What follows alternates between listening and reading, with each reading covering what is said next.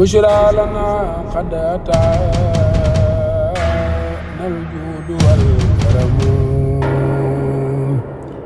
لما استلت عليه bismillah barke borom Tuuba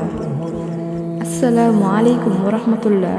mbokk taalibe yi waa fondation soppay Sëriñ Amsatu Mbàkke ñu ñëwaat di am mbégte di leen fàttali assemblée générale bi ñuy amal chaque année bii nag ñu ngi koy amal fële sa cellule bu Jurbel muy toll ci bu ñu koritee ba sa ñetteelu fan ba incha allah di si woo bokk taalibe yépp ñu ñëw teewe ko te yeesalaat seen engagement ci liggéey bi waa fondation soppay Sëriñ Amsatu Mbàkke noppi tey dox jàngeen منتقم وهو المغيث الذي أرجو إغاثته ولست للنفس في الدارين أنتقم